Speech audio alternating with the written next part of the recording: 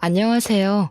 저는 지금 남편과 이혼 소송 중인 30대 여자입니다. 남편은 아직도 이혼할 수 없다고 버티지만 저는 더 이상 남편과 시댁이 소름이 끼쳐서 같이 살 수가 없네요. 어떻게 사람 하나를 바보처럼 만들 수가 있는 것인지 아직도 이해가 되지 않습니다. 그 일을 떠올리면 남편에게 이혼 소송이 아니라 고소를 하지 않은 게 다행이라고 말할 정도였으니까요. 남은 평생 반성하면서 용서를 구해도 모자랄 판에 어쩔 수 없다는 말만 내뱉는 남편이 정말 끔찍하게 느껴지네요.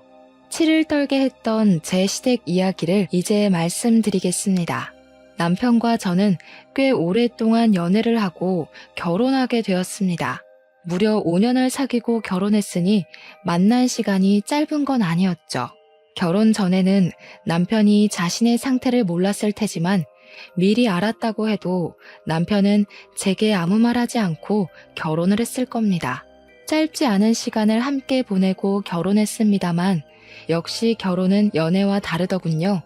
연애 시절과는 다른 남편의 모습에 처음에는 제가 그동안 만나왔던 사람이 맞나 싶었죠.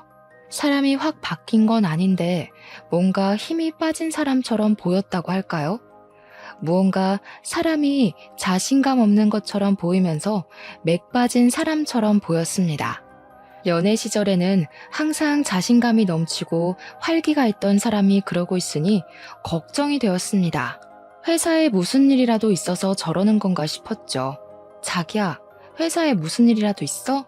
요즘 왜 그래? 축 처져서 무슨 일이 있으면 나한테 말이라도 해봐. 그래야 도울 수 있는 일이면 같이 도와주지. 아니야, 별일 아니니까 신경 쓰지 않아도 돼. 진짜야, 신경 쓰지 마. 남편은 스스로 별일 아니라고 했지만 남편만 바라보는 저는 속이 참 불편하더라고요.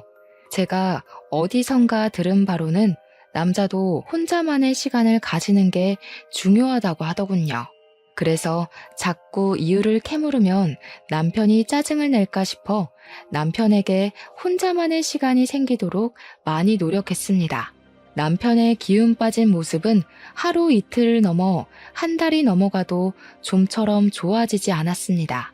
무슨 일 때문에 저렇게 우울해 보이나 싶어도 무슨 일인지 말을 안 해주니 알 수가 없었죠.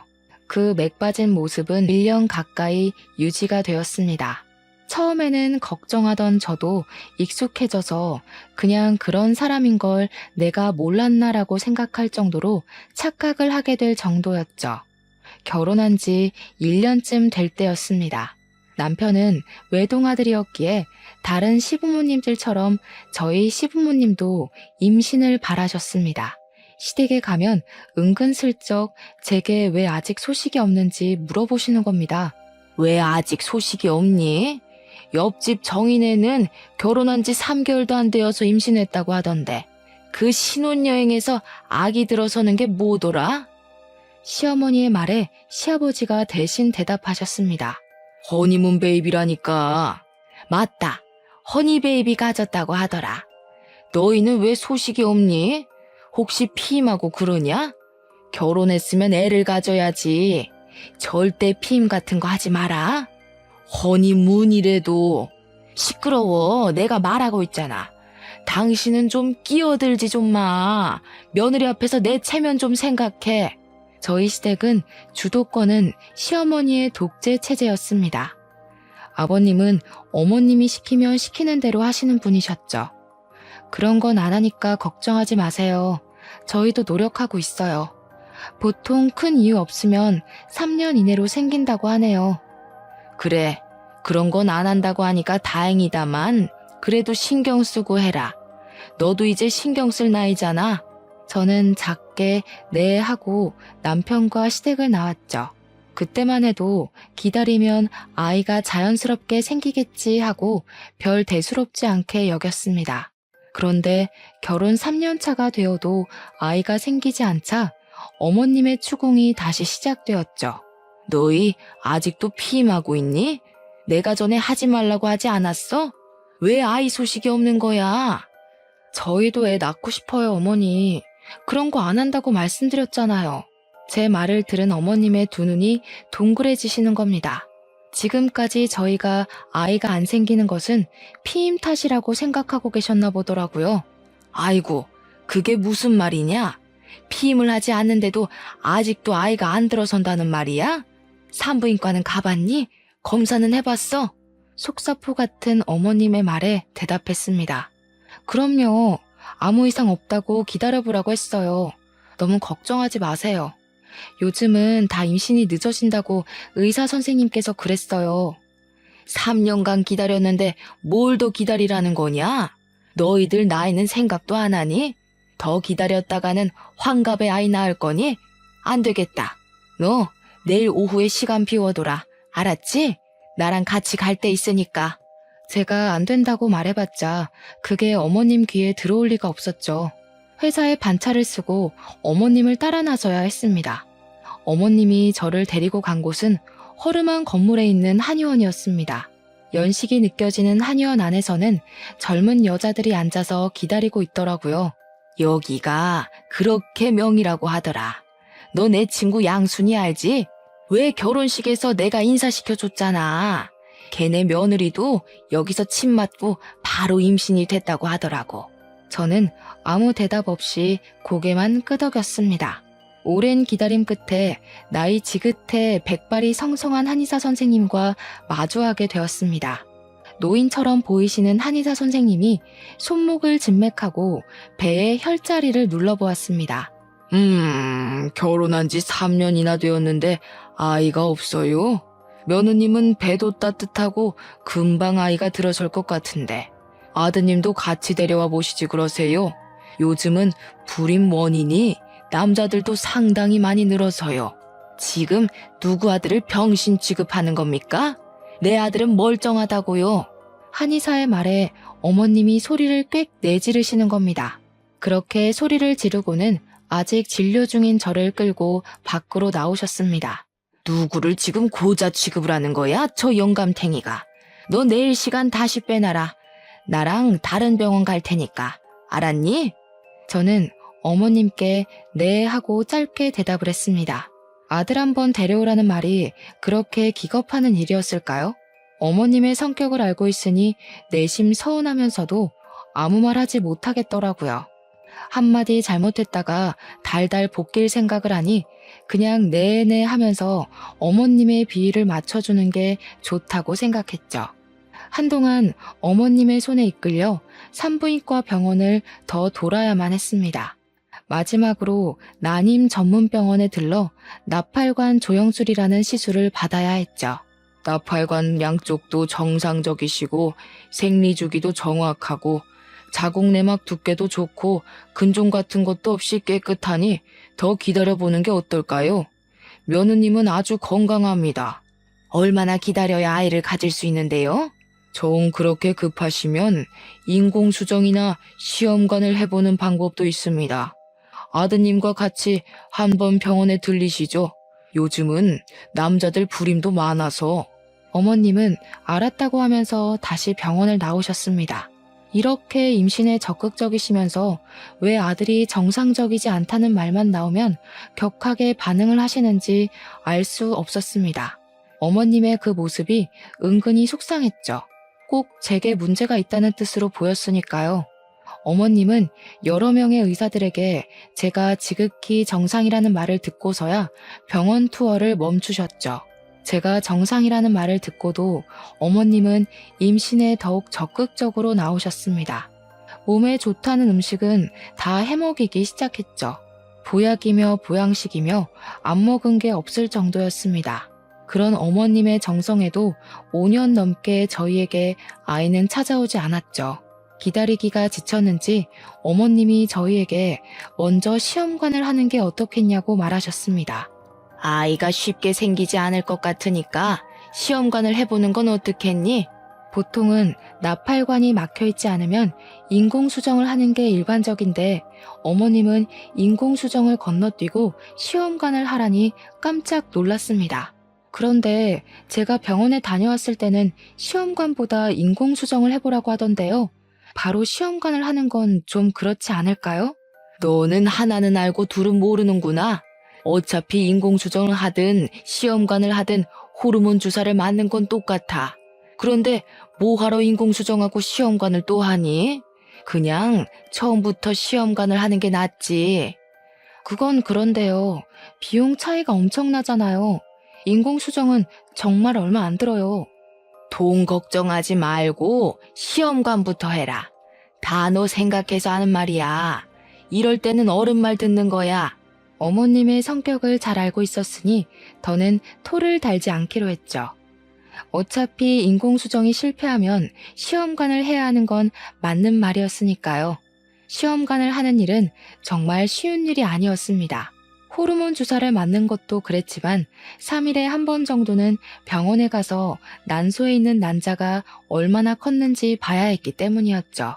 그래도 아기를 갖기 위해서는 어쩔 수가 없었습니다. 저도 제 친구들처럼 아이를 낳아 남편과 알콩달콩 살고 싶었습니다. 아이만 가질 수 있다면 이런 고생쯤은 아무것도 아니라고 생각했죠. 어느새 시간은 흘러서 배란 채취일이 되었습니다. 신선한 정자를 난자에 넣기 위해서는 남편이 병원에 직접 방문하는 게 가장 좋은 방법이었죠. 어머님은 제 병원 스케줄을 하나하나 직접 관리를 하셨기에 그날도 병원에서 나오면서 어머님께 전화를 했습니다. 어머니, 난자 채취일에는 남편과 같이 오라고 하네요. 신선한 정자를 채취해야 한다고요. 너는 회사 다니는 사람 거기까지 불러내야겠니? 내가 알아보니 정자를 집에서 채취해가는 것도 가능하다고 하는구나. 그러니까 병원에서 주는 통 받아서 집으로 가져와라. 몸보신해야 건강한 난자가 나오지. 정말 어머님께서는 모르시는 게 없었습니다. 어머님의 말을 반신반의하며 병원에 남편이 같이 오지 못할 것 같다고 말했습니다. 그랬더니 정말 작은 보온통 같은 것을 주는 겁니다. 직원 말로는 그냥 줄 수는 없고 특별한 사유가 있을 경우에만 지급해준다고 하면서 몇 번의 확인 절차를 거친 후에 통을 주었습니다. 그러면서 될 수 있으면 신선한 상태에서 받아오라고 하더라고요. 저는 그것을 받아서 어머님 댁으로 향했습니다. 어머님 댁을 가니 이번에도 상다리가 부러지게 음식을 차려놓고 기다리고 계셨습니다. 마침 남편도 퇴근해서 왔고 오랜만에 진수성찬이라 남편과 저는 참 허겁지겁 먹었네요. 식사를 끝냈더니 아직 초저녁인데도 잠이 솔솔 오기 시작하는 겁니다. 내일이면 지겨운 호르몬 주사도 끝이라는 생각을 해서인지 꾸벅꾸벅 졸기 시작했고 남편도 일하느라 졸리다며 같이 남편 방에 들어가 잤습니다. 그렇게 8시간을 내리 잤더니 어찌나 개운하던지 몸이 찌푸둥했지만 정신은 참 맑아지더라고요. 그런데 남편도 저랑 같이 일어난 줄 알았는데 책상 위에 놓여져 있던 통을 보니 이미 그게 받아져 있더라고요. 남편이 아침에 시간이 없을 것 같아서 새벽에 미리 받아놓았다고 말하면서 아침을 먹자마자 급하게 출근을 했습니다. 아침 일찍 난자를 채취해야 했기에 저도 그 통을 들고 예약해둔 병원에 아침 일찍 방문했죠. 난자를 채취하고 바로 정자를 난자에 삽입해서 체외 수정을 해서 배아를 만든다고 하는 겁니다. 보통은 3일 뒤에 다시 와서 제 자궁 속에 집어넣기만 하면 된다고 하니 마음이 설레더군요. 아직 배아들이 제 몸속에 들어가지도 않았지만 벌써 마음은 엄마가 된 느낌이었습니다. 난자는 12개가 나오고 건강한 상금 난자는 8개가 나왔다고 의사 선생님이 오셔서 말씀하셨습니다. 상금 난자가 많이 나올수록 건강하고 튼튼한 배아들이 많이 생긴다고 하셨어요. 저는 3일 뒤에 남편과 같이 병원에 내원해서 건강한 배아 2개를 자궁에 넣어 심게 되었습니다. 선생님은 건강한 배아가 3개나 더 있다고 하시면서 냉동을 할 거냐고 물어보더라고요. 남은 배아는 냉동해 드릴까요? 추가로 돈이 들기는 하지만 냉동을 해두시면 다음에는 난자 채취하지 않고 바로 이식만 하실 수 있어요. 호르몬 주사를 맞아야 하는 번거로움이 없다고 하기에 저는 당연히 그렇게 하겠다고 했습니다. 네, 해주세요. 임신 확인은 언제 하게 되는 건가요? 11일 후에 오셔서 피검사하시면 임신 여부를 확인하실 수 있습니다. 11일 후면 임신 여부를 알 수 있다니 마음이 싱숭생숭해졌습니다. 뱃속에는 이미 아이가 있지만 무사히 아이들이 자궁 내벽에 착상해야 임신되는 것이었죠. 그 기간이 정말 기다려졌습니다. 배아 사진이라고 제 손에 쥐어주는데 동글동글한 세포 분열 중인 배아가 2개가 찍혀 있더군요. 너무 신기하고 저 덩어리들이 제 뱃속에서 아기가 된다니 믿을 수 없었죠. 한참을 쳐다보았죠. 이식 후 2시간 동안 안정을 위해 침대에 누워있다가 집으로 돌아갈 수 있었습니다. 집으로 돌아오는 길에 소식을 기다렸을 어머님께 전화를 드렸습니다. 어머님, 지금 이식 끝내고 집으로 돌아가는 길이에요. 2개 이식 끝냈고요. 3개는 냉동을 해두고 왔어요. 11일 후에 피검사하면 임신인지 알 수 있대요. 그래? 아유, 잘했다.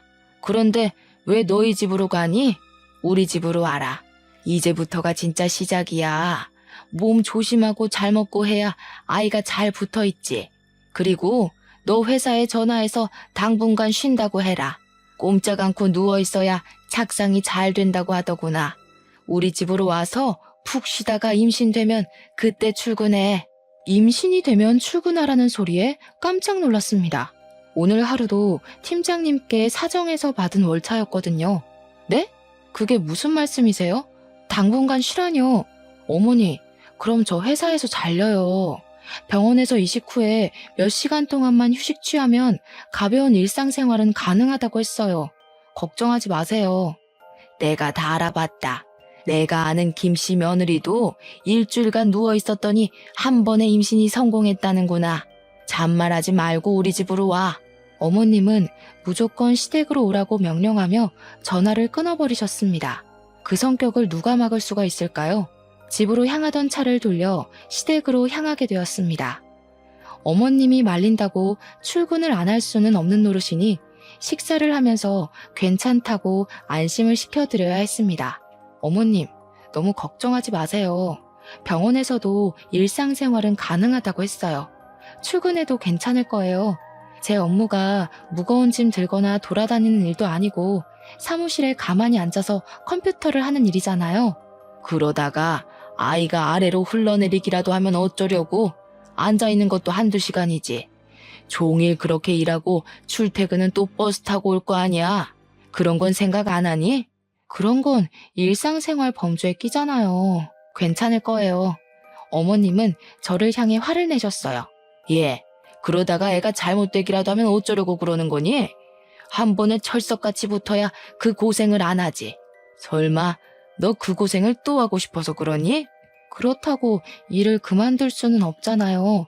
아이를 낳는다면 앞으로 돈이 많이 필요할 텐데요. 아무 일 없을 테니까 너무 걱정하지 마세요. 제 말에 어머님은 못마땅한 표정을 지으셨습니다. 하지만 어쩌겠어요. 요즘 시대에 아이 하나를 키우려고 해도 돈이 많이 드는걸요. 불안해도 일을 해야 했습니다. 겨우 어머님을 설득하고 그날은 저녁만 먹고 집으로 돌아갈 수 있었습니다.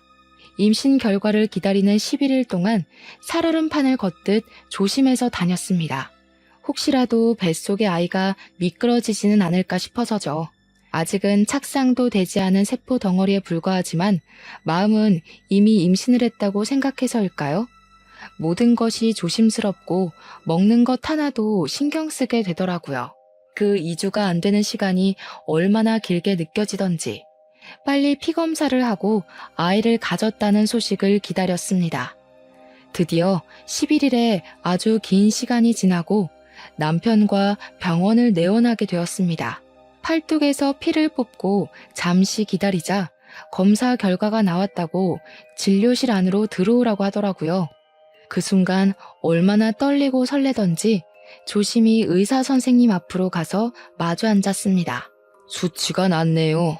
임신이 안 되셨어요. 다음 월경을 시작하시고 검사 후 다시 날짜를 잡아야 할 것 같네요. 임신이 안 됐다는 소리에 실망감이 밀려왔습니다. 기대를 많이 했거든요.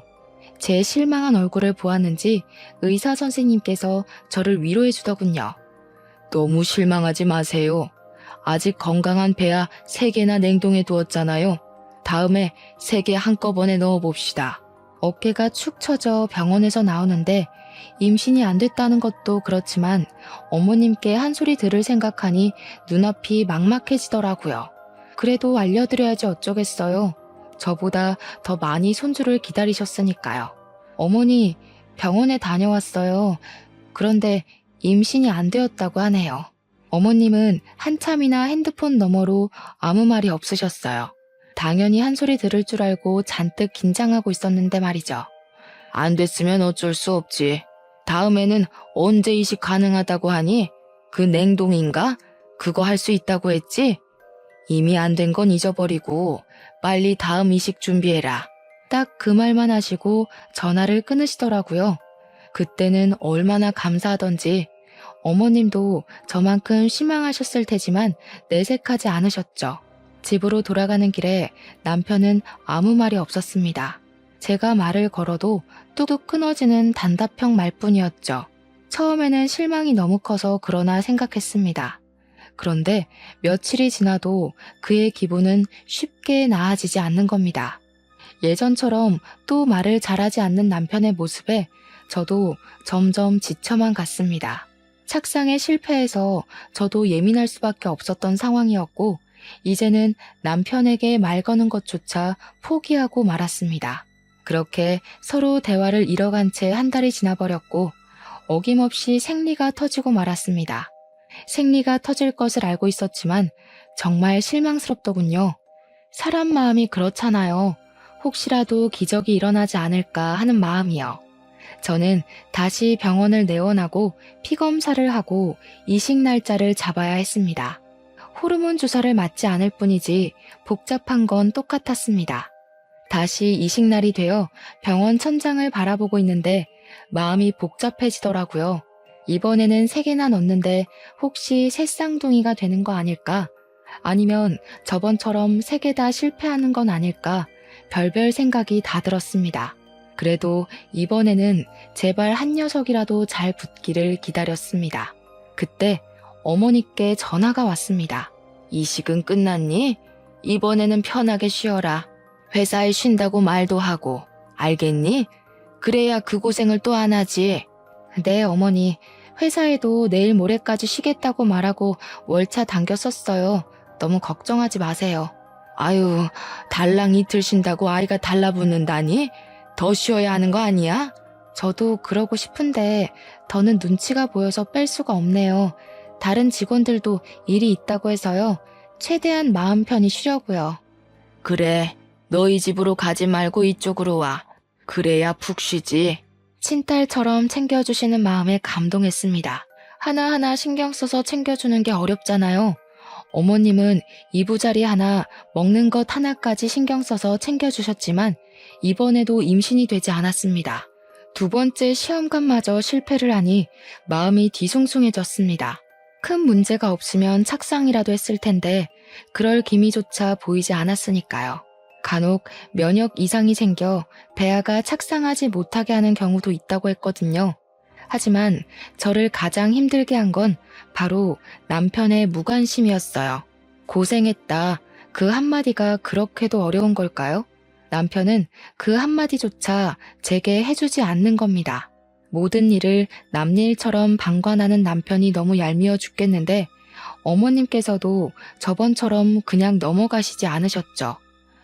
너는 무슨 애가 2번씩이나 아이를 흘려보내니? 정말 너한테 큰 문제가 없다고 했니? 나는 아무래도 그 병원이 못 믿었다. 어떻게 2번이나 실패할 수가 있지? 다른 집 며느리들은 척척 잘도 붙더구만. 아유, 내가 말을 안 하려고 해도 안 할 수가 없다. 어머니, 정말 죄송해요.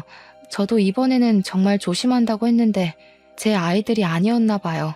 말은 그렇게 했지만 속으로는 서러워 미치겠더라고요. 저도 엄마가 되고 싶고 아이를 품고 싶은 마음은 간절한데 왜 임신 실패는 전부 여자 탓인 걸까요? 차라리 여자가 아니었다면 이런 고통은 안 겪어도 되지 않았을까 하는 생각도 들었죠. 아무튼 다음에 다시 시험관 준비해라. 이번에는 직장을 그만두고서라도 임신을 해야지. 이렇게 해서 어느 세월에 임신한다니? 직장을 그만두라는 말에 숨이 턱 막혀왔습니다. 제 모든 인생을 임신에만 매달려야 하는 건 아니잖아요. 어머님이 직장까지 그만두고 임신에 집중하라고 하는데 저는 그러고 싶지 않았습니다. 꼭 아이를 낳고 살아야 될 필요도 없고요. 상황에 맞춰 살면 되는 거 아닐까요? 그래서 처음으로 어머님께 반기를 들었습니다. 대답 안 하고 뭐하고 서 있는 거야? 직장 안 그만둘 거니? 응? 그렇게 해서라도 아이를 가져야 할 거 아니야. 조금 쉬었다가 하면 안 될까요? 연속으로 2번이나 시험관을 했더니 몸이 너무 축난 것 같아요. 몸이 회복되고 나서 할게요. 그게 무슨 말이야? 하려면 바로 해야지. 아이가 너를 기다려주기라도 한다던? 바로 해라. 벌써 너희가 아이를 못 가진 게 몇 년인지 알기나 하니? 벌써 낳아도 2-3명은 낳았겠다. 저희 결혼 기간이 짧진 않은 시간이었지만 한 번에 임신하려고 하니 심적으로 부담이 되었습니다. 어머님의 말도 틀린 말도 아니었죠. 지금 멈추면 언제 다시 할지 모르는 일이니까요. 당시에 제가 가장 무서웠던 건 제 배를 찌르는 호르몬 주사가 아닌 이식 후 11일을 견디는 시간을 다시 겪어야 하는 것이었습니다. 설레고 기대했던 그 시간이 피검사 한 방으로 쓸려내려가야 했던 그 경험을 다시는 하고 싶지 않았죠. 남편이라도 옆에서 거들어주면 좋겠다 싶었는데 그는 그럴 생각이 없는지 멀뚱멀뚱 핸드폰만 들여다보고 있는 겁니다. 자신은 편하게 정자만 빼주면 그만이라는 것처럼요. 첫 시험관 실패 후 그는 계속 그렇게 무관심의 상태로 지냈습니다. 저는 어떻게 해서든지 남편의 아이를 가지고 싶어서 노력하는데 제게 관심조차 주지 않는 것은 너무하다고 생각했죠. 정말 몸이 힘들어서 그래요. 한 달만이라도 쉬었다가 다시 하겠습니다. 안 된다니까 그러네. 너 나이가 몇인지는 아니? 언제 아이 낳아서 키울래? 아직 젊으니까 언제까지 젊을 줄 아는 거냐? 너 혹시 정말 몸에 이상이라도 있는 거 아니냐? 그러지 않고서야 배알을 5개나 넣고도 임신이 안 되었다는 게 말이나 되는 일이야? 어머님의 말에 서러웠습니다. 눈물이 볼을 타고 왈칵 쏟아져서 손으로 눈물을 닦아냈습니다. 그 상황에서도 남편은 핸드폰만 쳐다보고 있는 겁니다. 속이 뒤집히려고 하는데 어머님 옆에 있던 아버님이 남편 대신 말을 거들어 주셨죠. 아유, 그만 좀 해. 며느라기가 울잖아. 한 달 쉰다고 안 생길 아이가 생기는 것도 아니고 생기려면 때 되면 생기겠지. 지금 이 양반이 알지도 못하면 가만히 앉아서 텔레비전이나 봐. 내가 지금 며느리랑 이야기 중인 거 안 보여? 유일하게 제 편을 들어주던 아버님은 어머님의 핀잔에 입을 다물고 시선을 텔레비전으로 돌리셨습니다. 그 상황에서 제가 할 수 있는 것은 알겠다는 말밖에 없었습니다. 마음이 내키지 않으니 집으로 돌아오는 내내 정말 시험관을 다시 해야 하는 게 맞는 건지 의문이 들었죠. 정말 너무하다고 생각하지 않아? 나는 어떻게 해서든지 당신 아이 가지고 싶어서 노력하는데 당신은 뭐야? 어머님이 바로 이어서 하라고 다그칠 때 한마디라도 거들어줄 수는 없어? 꼭 그렇게 핸드폰만 들여다보고 있어야 해? 나보다 핸드폰이 더 중요하냐고. 남편도 제게 신경질적으로 반응을 했습니다. 내가 무슨 말을 해야 하는 건데? 시험관 실패한 건 당신이지 내가 아니잖아. 그런데 나보고 무슨 말을 하라고 그러는 거야? 자기가 하기 싫으면 그냥 하기 싫다고 말하면 되잖아. 당신도 아이 가지고 싶어서 그만두겠다는 말 안 하는 거 아니야? 남편의 말에 기가 막혔습니다. 남편의 말은 꼭 저 혼자 아이를 가지고 싶어 안다라는 사람 같았죠. 본인은 아이를 원치 않았다는 듯이 말이죠. 당신은 아이를 원하지 않는다는 소리야? 왜 시험관으로 생기는 아이는 당신 아이 같지가 않아? 저번부터 왜 그러는 건데? 난 당신만 있으면 돼. 아이 없어도 괜찮다고. 그런데 당신이나 어머니는 아이를 안 가지면 큰일 나는 사람들처럼 구니까 그렇지. 뭐? 내가 언제? 나는 어머님이 시키니까 그대로 따랐을 뿐이잖아. 당신도 결혼한 지 1년도 안 됐을 때부터 어머님이 나 앉혀놓고 한 이야기 다 들었잖아. 그런데 왜 내 탓을 하는 거야? 당신이 아이를 원하지 않았으면 어머님께 한마디 했어도 됐잖아. 이제까지 아무 말 없이 가만히 있었으면서 왜 나를 아이 못 가져서 미친 사람처럼 말하는 거냐고. 내가 언제 아이 못 가져서 미친 사람이래? 적당히 해도 되는데 정도를 넘어서니까 그렇지. 그러니까 어머님 성격을 잘 아는 당신이 그 한마디를 해주었으면 되는 거라고. 저희는 그렇게 같은 말을 하면서 한참을 싸워야 했습니다. 그리고 어김없이 어머님의 재촉이 시작되었죠.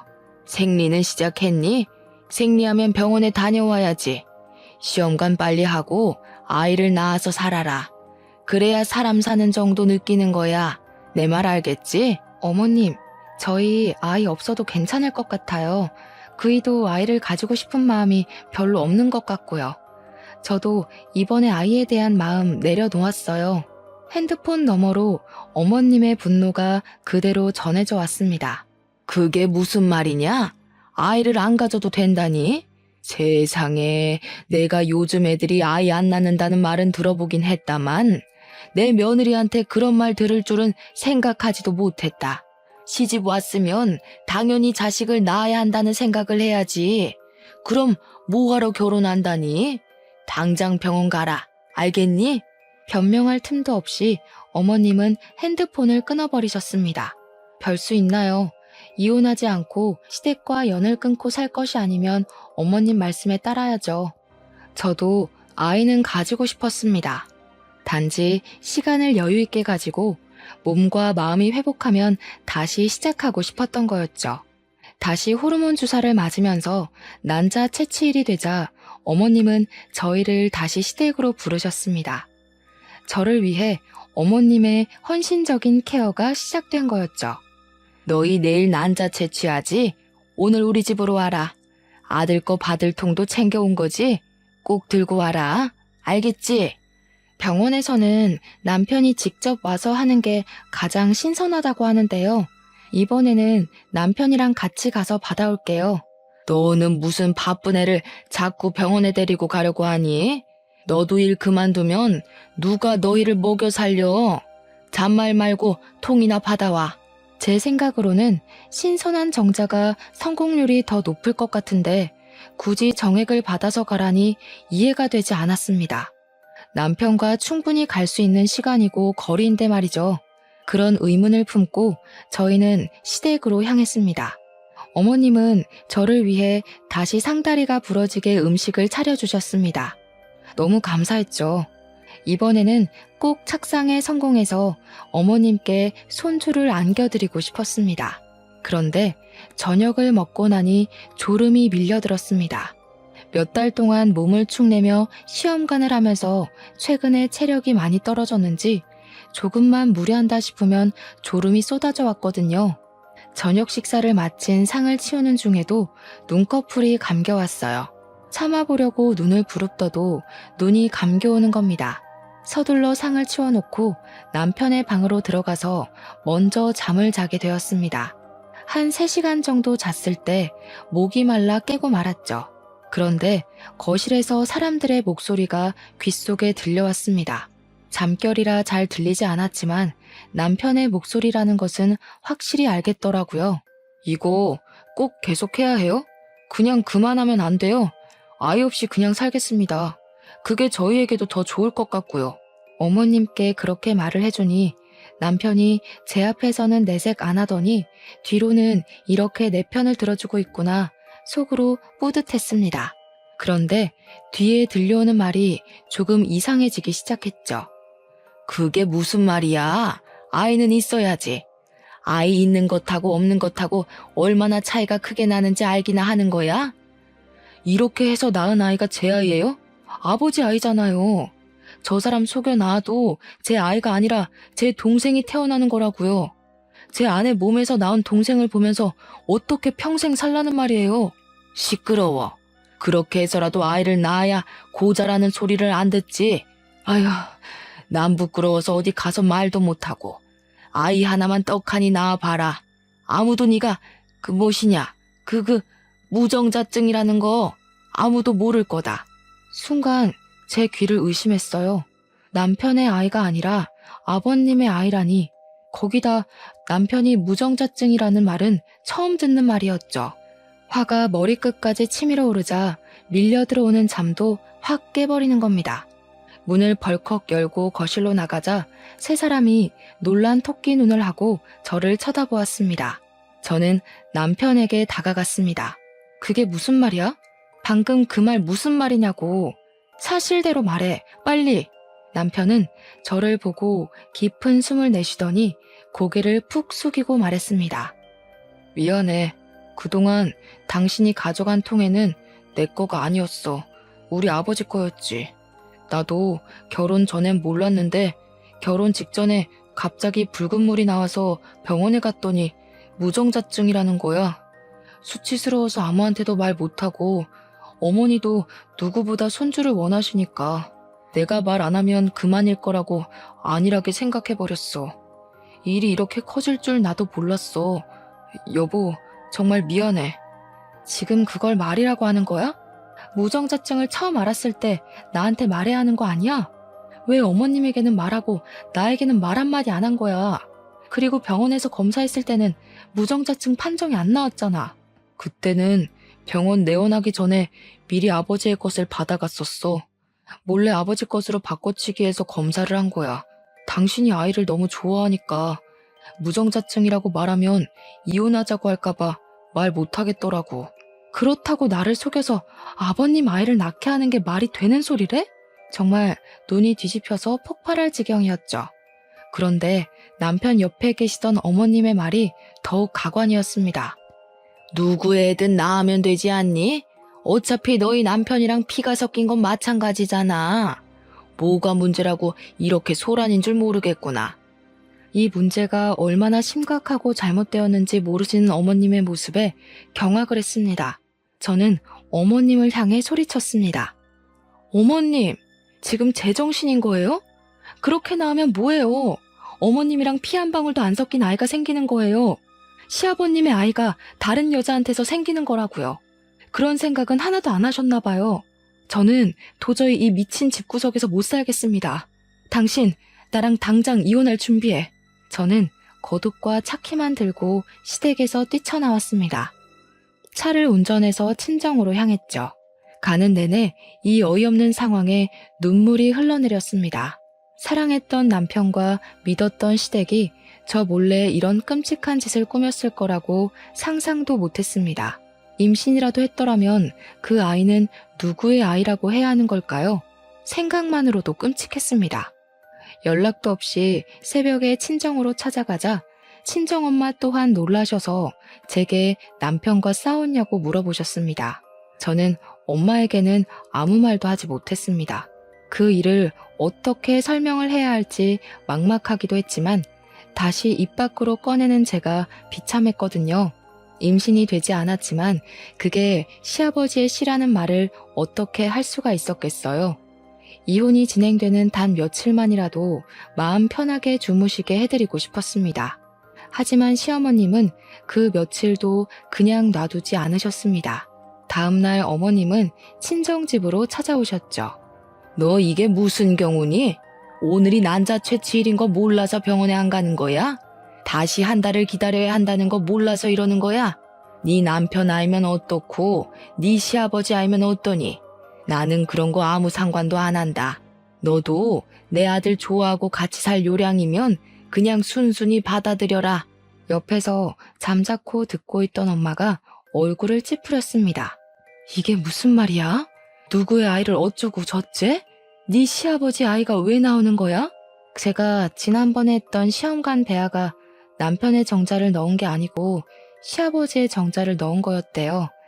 남편이 무정자증이라서 저를 속이고 시아버지 아이를 가지게 하려고 했어요.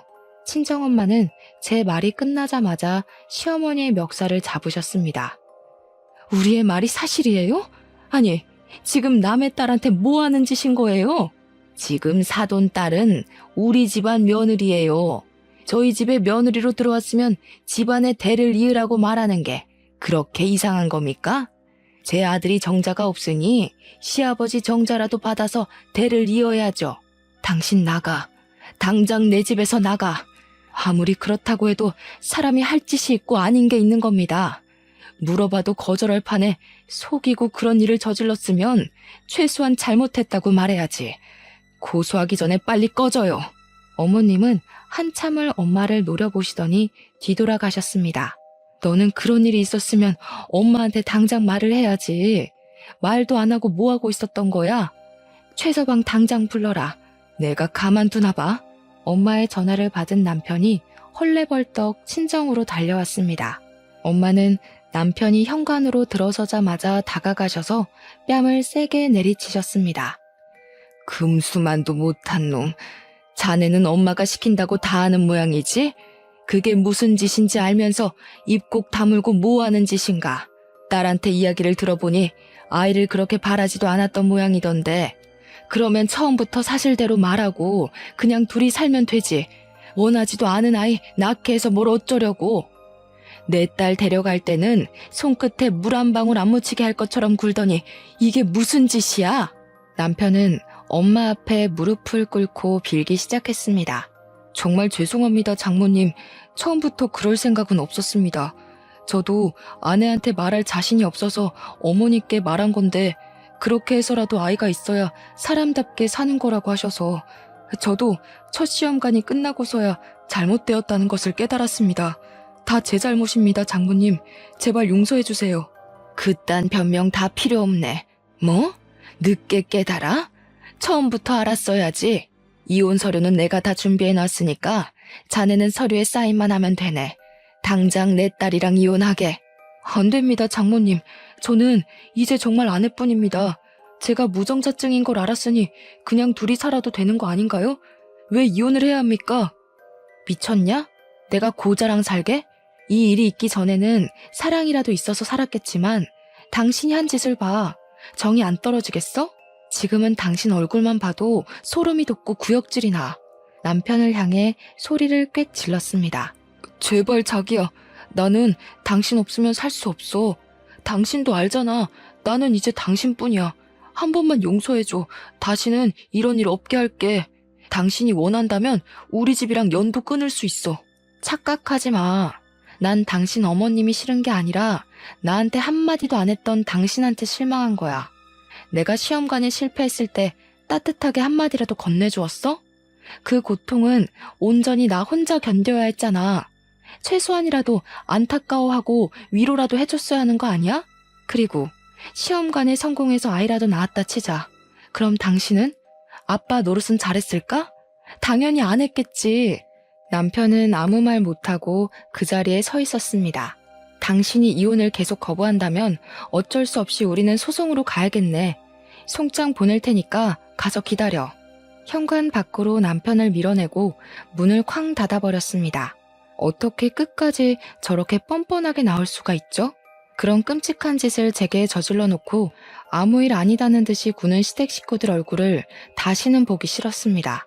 제게는 시험관에 실패한 것이 하늘이 내려준 천운이나 다름이 없었죠. 힘들게 낳는다고 쳐도 시아버지의 아이를 보며 어떻게 평생을 살 수가 있었겠어요.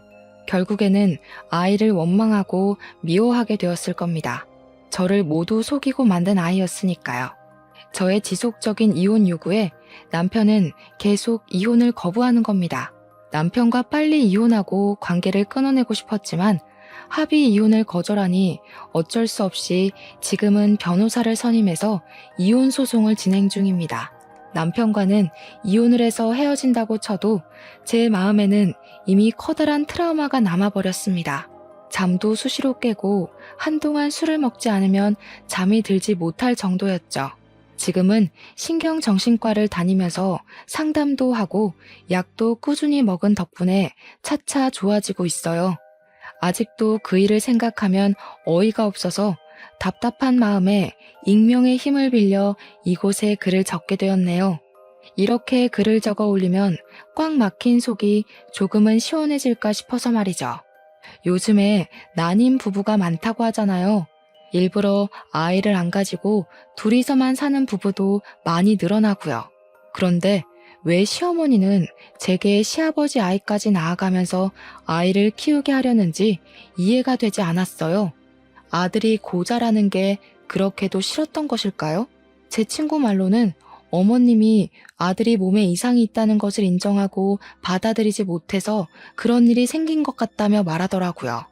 저도 곰곰이 생각해보면 납득할 만한 이유가 그것밖에 없더라고요. 시어머니는 항상 다른 사람의 말보단 자신의 말이 옳고 바르다고 생각했으니까요. 제 사연을 보면서 어떤 생각을 하셨을지 모르겠네요.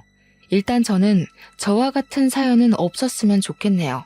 자식만이 자신을 평가하는 잣대는 아니잖아요.